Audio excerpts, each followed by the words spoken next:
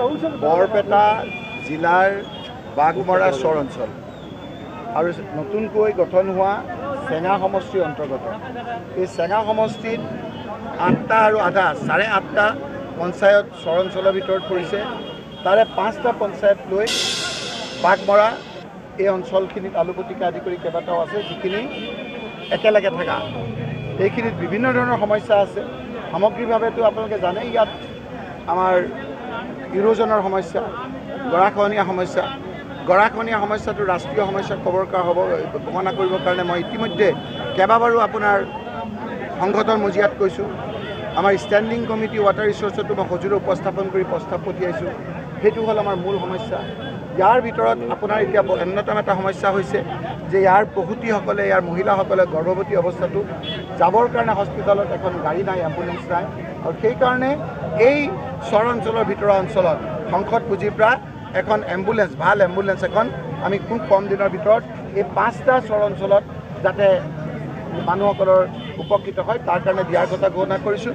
বাকী 2টা চৰ অঞ্চলত 2টা পঞ্চায়ত আছে য'ত বেলেগে আছে, কমিউনিকেশ্যন নাই, সেই দুটাকো আমি পৰৱৰ্তী সময়ত দিম। আৰু 3টা পঞ্চায়ত আছে চৰ অঞ্চলত, তাতো দিয়াৰ কথা ঘোষণা কৰিছোঁ।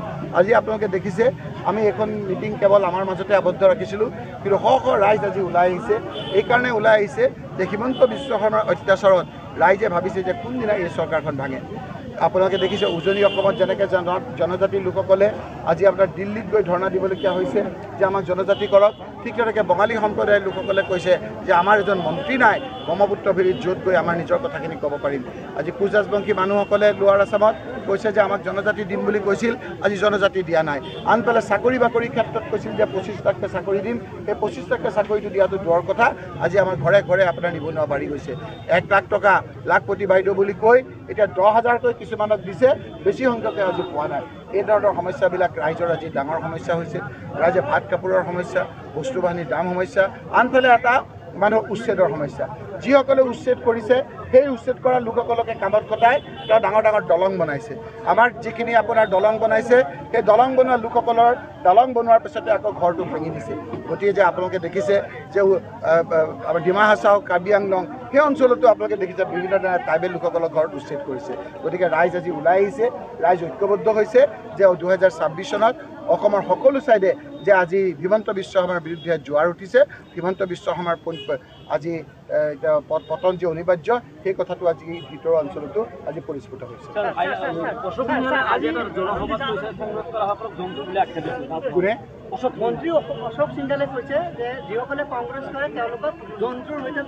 আমি সৰুতে শুনিছোঁ যে মানুহৰ মাত কথাই মানুহৰ পৰিচয়। তেওঁৰ মাত কথা নিজৰ পৰিচয় দিছে, মই তেওঁৰ লগত কি লাগে? কাৰণ তেওঁলোকেহে কৈছিল, তেওঁলোকৰ মুখ্যহে কৈছিল যে মই মানুহ নহয়। কি কৈছিল? মই বলীয়া কুকুৰ কোৱা নাছিল। বোলে তেওঁলোকৰ পৰা আৰু কি আশা কৰিব পাৰে? মানুহক পাত্তা দিম আৰু অচিনাকি মানুহৰ পৰা মাটি কাঢ়ি আনিম আৰু 26ত আমাৰে চৰকাৰ হ'ব। কোনে কৈছে? মুখ্যমন্ত্ৰী খানাপাৰাত কৈছে। কি বুলি কৈছে? অচিনাকি মানুহৰ পৰা মাটি কাঢ়ি আনিম আৰু চিনাকি মানুহক মাটিৰ পট্টা দিম আৰু 26ত আমাৰে চৰকাৰ হ'ব। এইখিনিত মই জালত কিয় ভৰি দিম? তেওঁ কোনখিনি চিনাকি কথা কৈছে, কোনখিনি অচিনাকি? কিন্তু বহু ক্ষেত্ৰত তেওঁৰে অভিযোগ আছে। মানৱেন্দ্ৰ শৰ্মাৰ নিচিনা লোকক তেওঁ বিভিন্ন ক্ষেত্ৰত অভিযোগ আছে। তেওঁ আজি বিভিন্ন ক্ষেত্ৰত সেই মানুহখিনিক চিনি পায় নে নাপায়? জনজাতি যিসকলক দিম বুলি কৈছিল তেওঁলোকক চিনি পায় নে নাপায়? আজি যে কাৰ্বি পাহাৰত যিসকলক মাটিখিনি আপোনাৰ লৈ গৈছে সেই মাটি থকা মানুহখিনিক চিনি পায় নে নাপায়? তেওঁ যিসকলে চাকৰি দিয়া নাই সেই গোটেই চাকৰি বাকৰি নিদিয়া ল'ৰাখিনিক তেওঁ চিনি পায় নে নাপায়? যিসকল জনজাতি লোকৰ পৰা মুখ্যমন্ত্ৰীটো টানি আনিলে সেই জনজাতি লোকসকলক তেওঁ চিনি পায় নে নাপায়? দুদিন আগলৈকে একেলগে থকা বড়ো ভাইসকলৰ মাজত যে ভাগ ভাগ কৰিলে সেই লোকসকলক বা চিনি পায় নে নাপায়? তেওঁ অচিনাকিৰ সংজ্ঞাটো দিয়ক, তাৰপিছত আমি ব্যাখ্যা কৰিম। এনআৰচি সন্দৰ্ভত এটা কথা আছে, মুখ্যমন্ত্ৰীয়ে কৈছে যে যদি এনআৰচি পুনৰীক্ষণ হয় তেতিয়াহ'লে এনআৰচি আমি ঠিক কৰিম। ইয়াৰ এই কথাটো সুপ্ৰিম, তেওঁ মুখ্যমন্ত্ৰী হিচাপে কথা কোৱা নাই।